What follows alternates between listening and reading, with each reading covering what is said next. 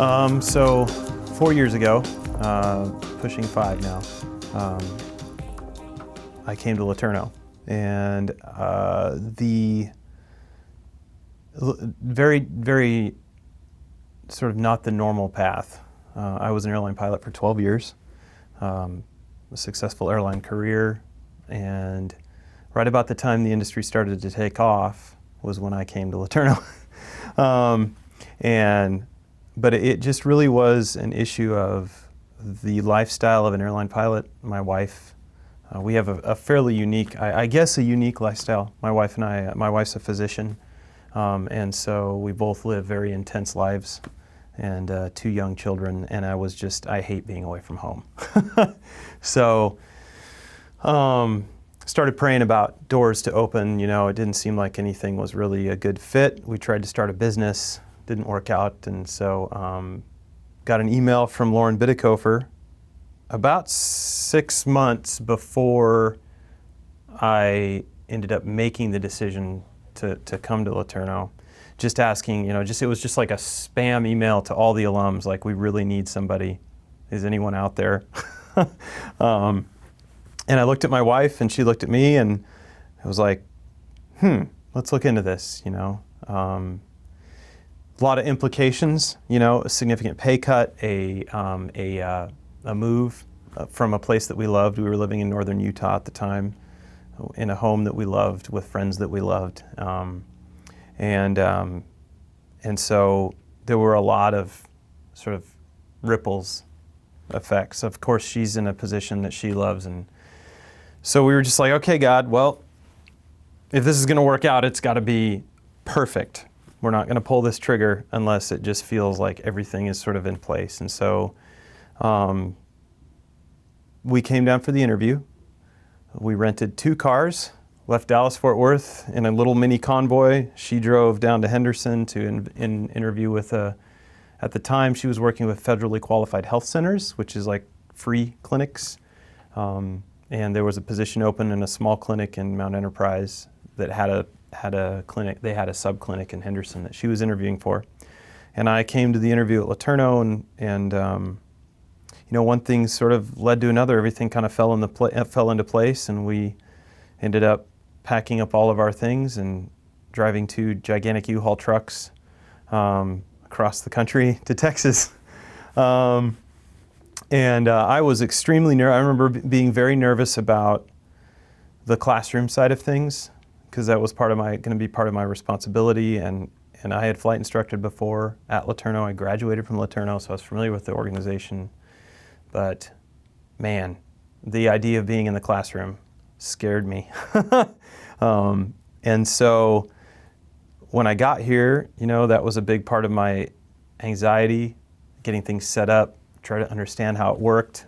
Like, I don't know what this is going to look like. So got started into the semester and really started to enjoy the classroom, to the point where about a year later, I remember sitting in Lauren's office, Lauren Biddikofer's office, and I was like, I really would like to have a more regular schedule. The flight instructing side of things was getting kind of complicated schedule-wise.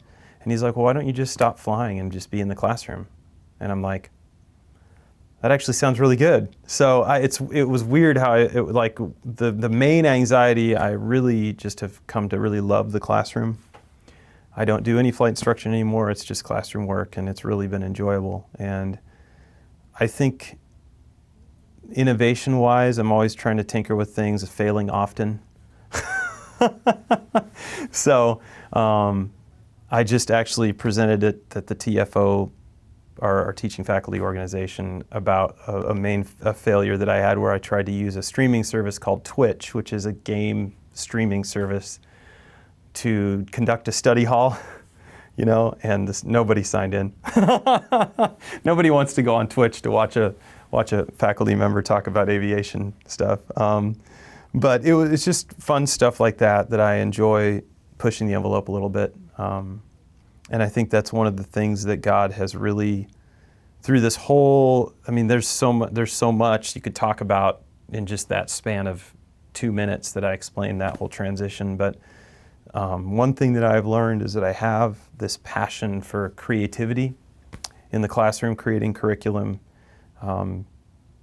and not really doing it in sort of the normal fashion. I'm not from like an academic background, and I think that probably hinders me in some ways, but it's also a little bit of a plus in the sense that I just come at it like I come at everything else, which is just passionately, and with my full sort of faculty of creativity behind it, whether it's music or other things that I do.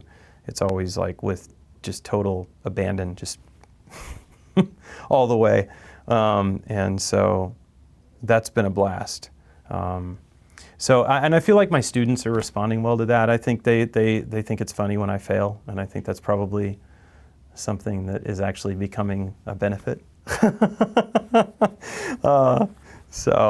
And it comes out in their reviews, you know, sometimes you can tell they feel sorry for me sometimes. In their reviews, they'll say things like, you know, Mr. Page is amazing, but he really struggles with the tech, which I find really humbling because I'm a tech guy. So, like, that's incredibly humbling, which is good because we all need a bit of humility. So, but overall, I think it's just standing in front of that classroom and over time, you know, as I watch them, because I teach, you know, freshman level class, and then I teach sophomore, junior, and then junior, senior level class, and I get to watch those same students and develop our relationship. You know, they come into my freshman class and they're quiet and they're scared and they're deer in the headlights, and by the time they're seniors, they're just making fun of me, you know, which is great. Like, it's not disrespectful, it's just I'm just kind of a goofball. So I would say like a highlight, I think, of the last 5 years was my Flight Science 3 class, which is a commercial pilot ground school. It's sort of the, not really capstone, but the final ground school that they attend before they go into like flight instructing. I teach it, it's a simulcast. So I have students here, and then I have students in a remote location on a screen, and I record everything in Panopto, and a student on the remote classroom decided to cut all of the funny things that happened that semester into one sort of endless stream of my antics. And it is awesome. It's really funny to see yourself and realize how much of a dork you actually are. But I love it. I mean, I'm not gonna change, you know. I mean, maybe it's a little informal, but I think the students find it accessible. You know, still hold them to the standard, but at the same time develop that rapport, because I mean, we're not in kindergarten anymore. I mean, in a lot of ways, we're peers, you know. They teach me things all the time. They know more than me in certain areas, and it's not surprising to me. So, but that video was just, it made its way. It kind of went viral in our department, you know, and I would hear it playing in offices down the hall. And I would laugh to myself as like certain parts of it came up, and I'd be like, yeah, that's pretty funny, that part, you know. And that just, it felt like the students weren't making fun of me. It was just like this affectionate sort of, you are a goofball and we love you for it, you know? And so that's probably the highlight. Yeah, so I think the thing that I would want students to walk away from, well, I will say this, the way that I walked away from my education at LeTourneau was, it was about the people, and maybe this is not, I don't know if this is good to say or not, but it's the truth. It was more about the people than the education. You know, I think about people like Lauren Bidikofer and Bruce Chase, Marty Donner, who is, you know, no longer with us, and these people that made an impact on me personally. Those things that they did paid greater dividends in my career at the airlines than the education, you know. I tell my students the airplanes fade into the background. You know, they just do, especially at the airline level. They just fade into the background. The airplanes are so automated. It's just a machine. It's sitting in the background. When it's doing its job, it's not up there front and center. It's the people. And so that was how it was for my education as well. And that's how I hope that my students, when they walk away from their education at LeTourneau with my impact on them, that it's also just, it's about them knowing that I care about them personally. They keep me up at night sometimes because I care so much, but that it's more than just me holding them to the standard and making sure that they have the knowledge and making sure they meet whatever it is that we're trying to get them to meet, but it's also about the fact that I care about them as a person. And if that too, up to and including, maybe this isn't the right career for them, you know. I have those conversations with the students consistently because they ask me, hey, Mr. Page, why'd you leave the airlines? Well, didn't work for me, you know. And then the obvious question, well, was it going to work for me? Well, I don't know. Let's talk. You know, this is something you need to think about before you commit to this career path. And I would hope that they would look back and realize that I care, that I love them. You know, it's sometimes jokingly said, but we're sitting there post-exam, the day after an exam. Maybe it didn't go well, and they're all looking like they just got kicked. And I say, you know, I love you guys. You know, I do. It's not, and that's what I want them to remember.